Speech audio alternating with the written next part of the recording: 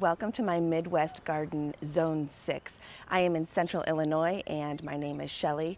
Welcome to the Edgy Gardener channel. And this morning I want to give just a quick, quiet tour of my patio garden. I did this once last year, got a lot of comments, thank you so much. And that was in July, and now we are at the end of June. So there are just some different colors in there, and I wanted to document that with you. I call this my kitchen bed. Actually, I have names for all of these little spaces in my garden because I think it's easier for me to garden in vignettes than large spaces. But this is the kitchen bed because it's the veggie garden, because it's what we use hopefully for the kitchen. And this is only a few years old, and this year is so much better than the years previous. I have some fallen hay racks. If you remember, if you watched last year's video, I had 3 hay racks along this fence and they all fell off in the same week, so I haven't put those up yet. But I have bolted lettuce, carrots, some cauliflower, onions, some flowering cilantro, some tomatoes coming in, and then some nasturtium that looks like it has been turned over in the wind. And then I have some budding zucchini over here. I started square foot gardening this year, wanted to try that out. I've not had much luck, all user error. But I am excited about it this year. See my cauliflower. I don't think this is, now that I'm looking at this, I don't think this is going to work because I think it should be, the cauliflower should be starting. And looks like my companion planting did not help out as much as I thought it would. But either way, I've had more success in the garden so far this year than I have in previous years, and I am excited about that. I do have over here a David Austin rose. It's a James Galway, and it is in between blooms right now. I did have something eating the roses. I don't know what this is. Why the white spots? I've never found anything on the petals, but even before it started to bloom, it was just desecrated. And some of the leaves are just little skeletons. And I came out and I sprayed a few times, and then it got better. I got all this new growth, but it has still not been blooming as well as last year. So that is one thing we're working on. This area over here, I don't even like to show that. That is a holding pattern for things I don't know what to do with yet. But the main show is in the patio. I have these Arborvitaes here that were planted when we first moved in, so we've been here 10 years.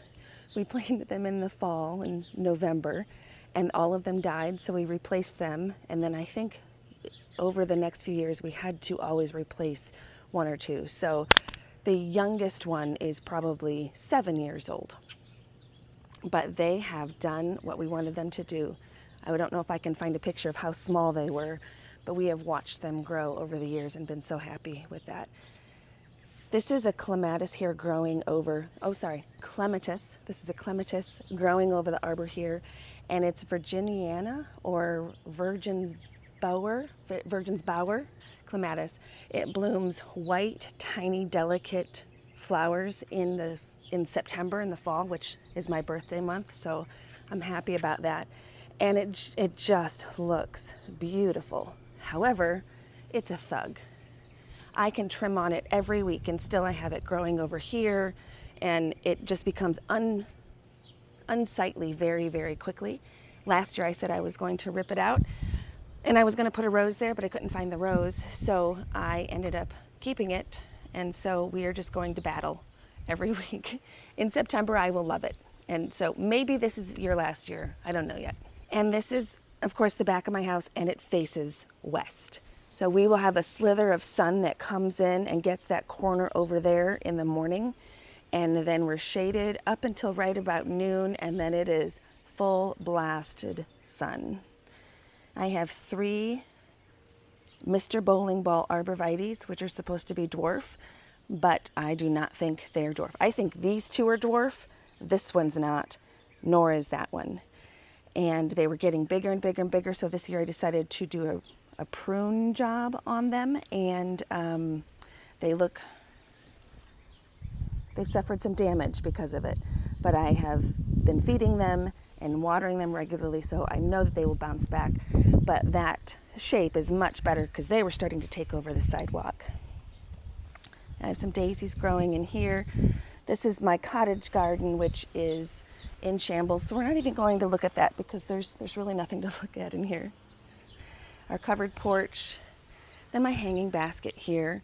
I'm not generally somebody who goes for lantana, but this, I think it's called Luscious Lemon Lantana, I could not resist, with some Diamond Frost Euphorbia. And it has been here for a few weeks, and it's doing well. It's not growing profusely. I would like it to drape over the end of the basket. But it is yellow and lantana. That's not my normal MO, but I think I will love it as long as it keeps growing. And here I have some Emerald Tower basil, which I love the Emerald Towers, and we're just about to harvest that and make some basil. Again, more flowering cilantro, some more nasturtium, some rosemary, and then some transcentia. And I really like this variety. I have not grown this variety before, and it got dry in the can before I planted it, so some dry leaves here, but it is doing well. We'll just sweep over the cottage garden there. So this is the view when we come out of our porch, and I'm just in love with this, especially in the morning with the birds singing. It is so serene with the water gently moving in the breeze. Just love it. Let's look at this first container back here. I always love this container because I can see it from inside, and so it sort of sets the tone for the rest of my patio. But I can never remember the names of the flowers that I choose, so I do keep the tags in the container. So we have over here a Supertunia Mini Vista Indigo. I've used that before and I love it. Kind of a newer one to me is the Super Bell's Black Currant Punch. And then the pink ones are the Supertunia Vista Bubblegum. There's that beautiful breeze. And then here we have the Supertunia Imperial Blue Verbena. And I just look at those two together. It's just fabulous. Fabulous. And then in the center we have just the spike plants. I generally put purple fountain grass in that, but Mr. Holedigger does not like it because the plumes get all of their shaggy stuff in the hot tub and he is forever cleaning it. So for him, I did not plant purple fountain grass, and I kind of miss it, but I'm hoping this will do well. There's my green stalk planted up with herbs and some veggies, and I did a video on this as well. And it is doing well. I've harvested several meals from the parsley and the oregano. Again, my cilantro got too hot, so that's flowering, so I can take that out. In the video, I thought that I had a giant strawberry plant that had overwintered, and I realized last week that was not a strawberry plant, that was a weed. So I took that out, and I can see right here I have a tiny strawberry, which that is not going to do anybody any good. There we go. There we go. But those poor strawberry plants have been shaded by that giant hijacker of a weed. I've been very happy with this green stalk this year. I do have a few extra pockets here that I can plant up, and I just come out here and water it and just turn it a little bit every day because I do have it on wheels. So very happy with that. Behind it is a limelight hydrangea, and I bought this as a shrub and then I trimmed it up into a standard. I love this thing, and it is almost coming into bloom, and those big white balls on the tree it makes me look like I am a fantastic gardener when, I mean, you guys know hydrangeas do not require much work at all, but when that thing blooms, it really shows itself off, and I think it makes me look good as well. Below I have Lowers Grow Catmint, and this has been a superstar in my garden for a long time. I've moved it so many times. Obviously it is woolly and past its prime and needs to be cut down, but I didn't want to cut it down until after I got this video done. I have Magic Carpet Spirea, And let me go around this umbrella over here and come around the other way.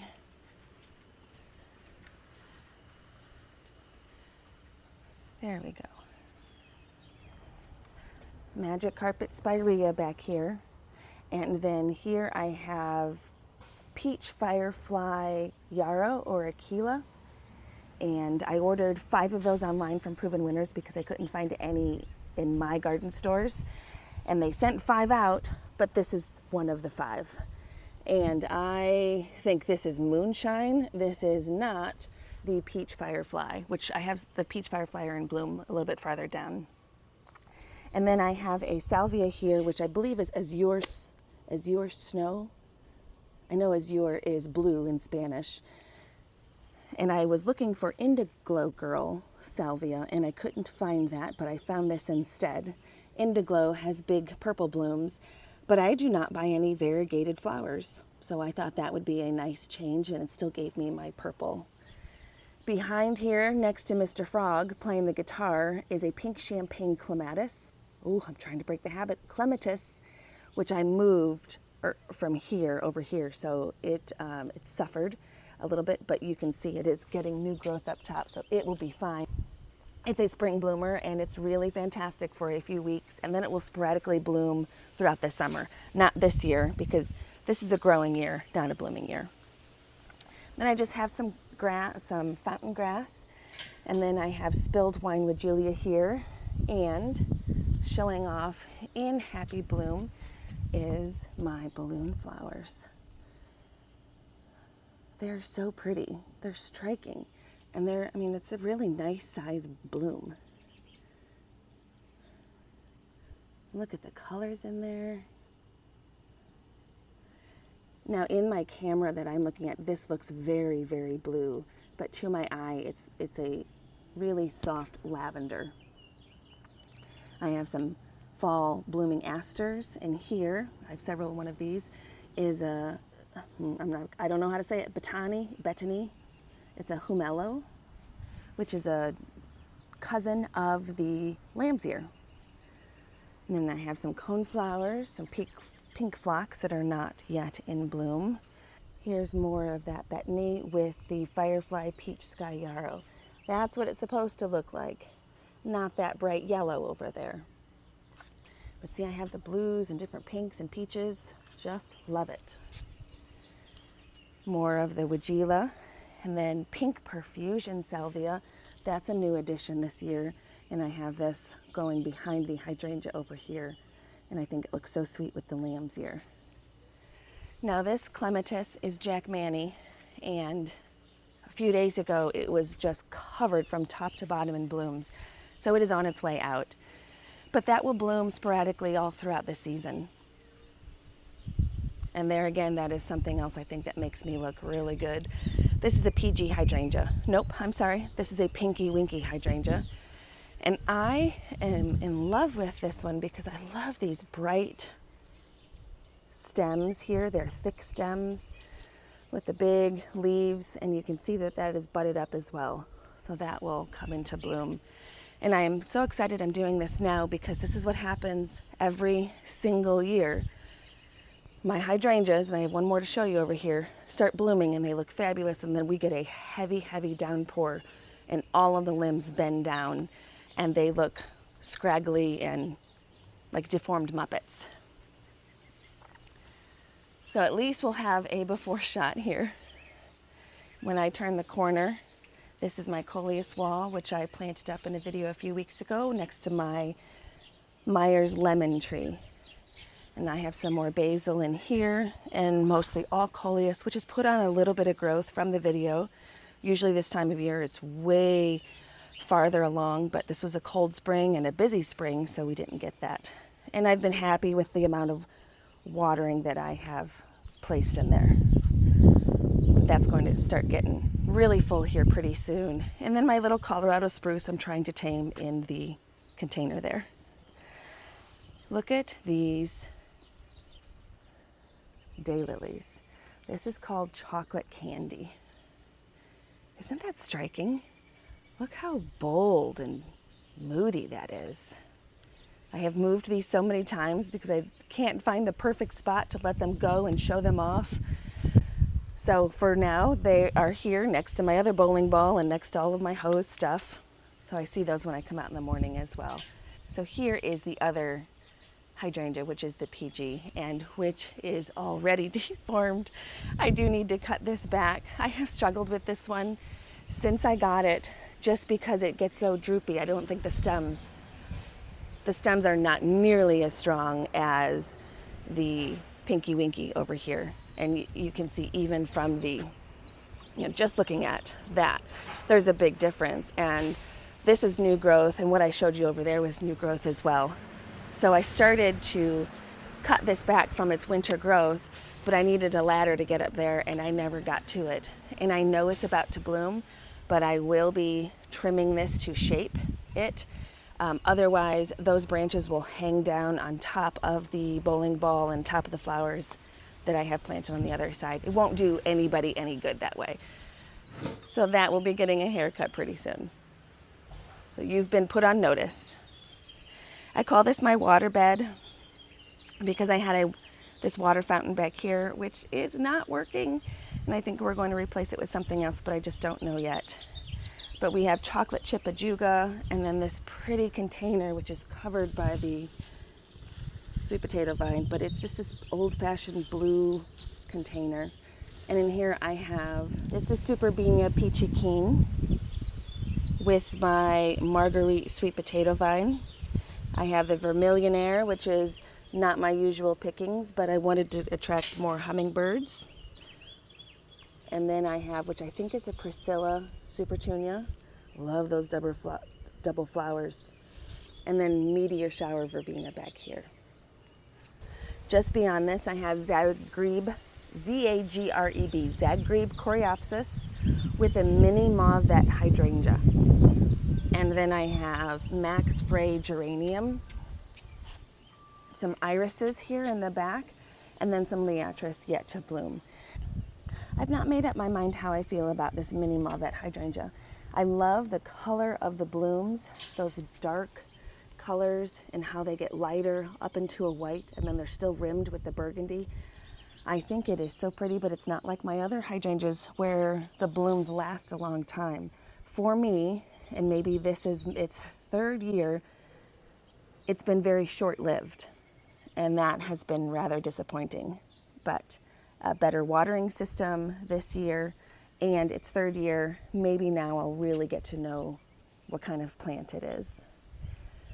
And I want to say as we go on that we have gone weeks and weeks with no rain, and it is not like the Midwest not to have rain, and so the watering has been really hard to keep up with. We're going to cross the pool here and go over to this side yard, the side pool, which I have plans for this. We're going to make a Belgium fence.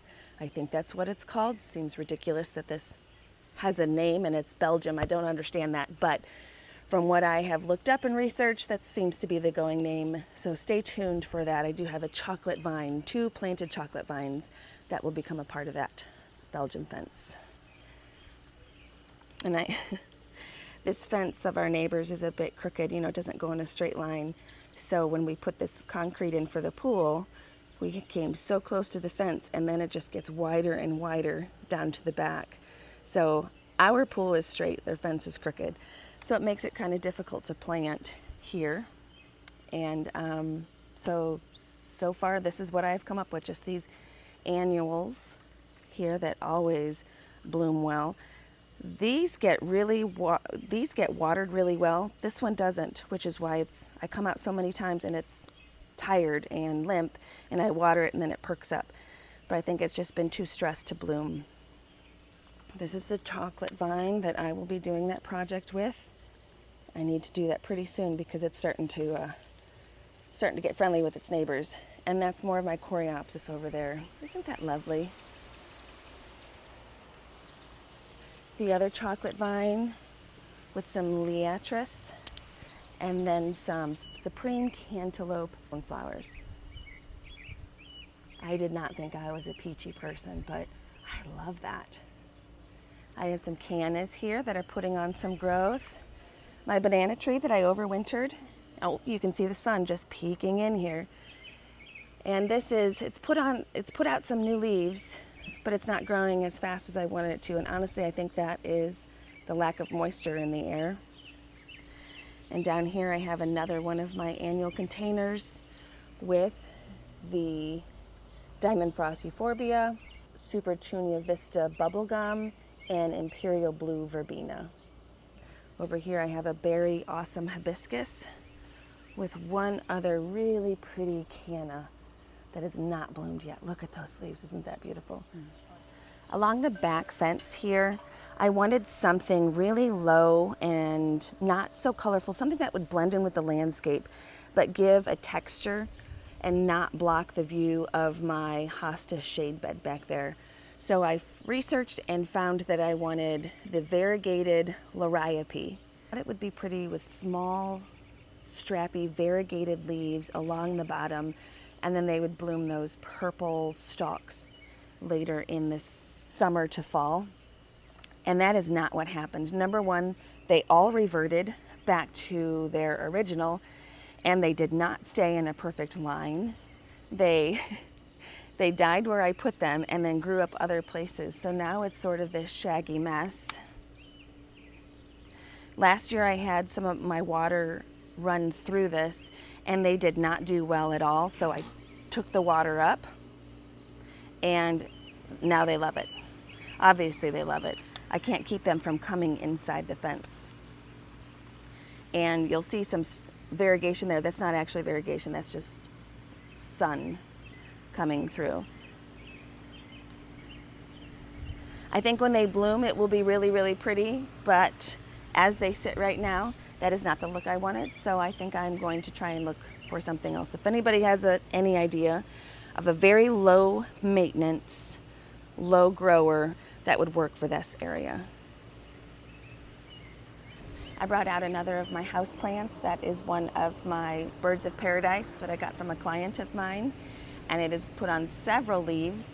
Sometimes the wind gets it and whips it around, which is sad, but I know that's the risk I run bringing my indoor plants outside.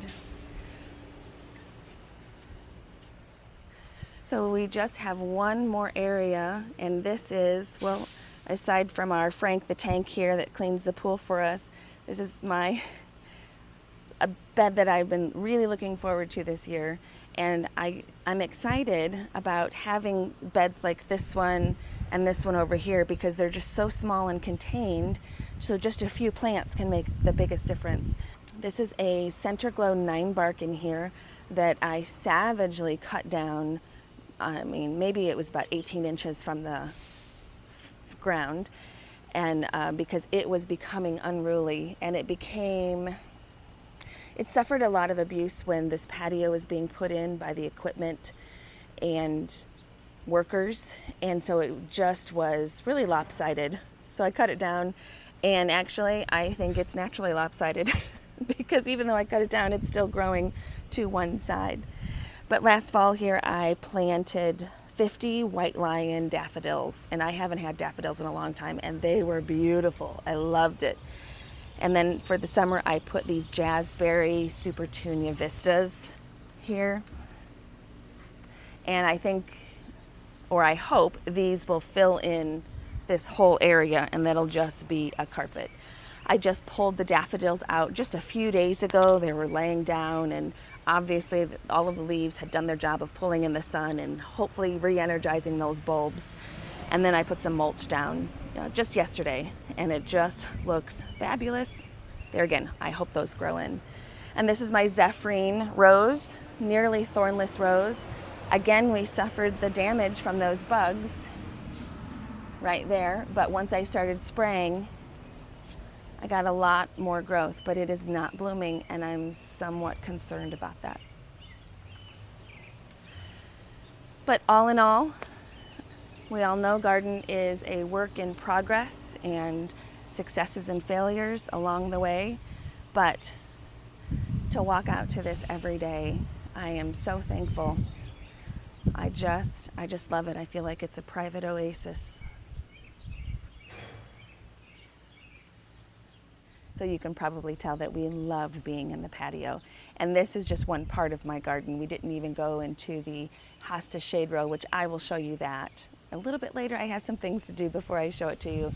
But I hope that everybody has a space at their home, in their home, outside of their home, that they love to be as much as I love this space, because it's important to have those spaces where you can just relax and take it all in, and this is what this space does for me. Thank you everybody for making it to the end. I really appreciate it. Have a great day. Bye.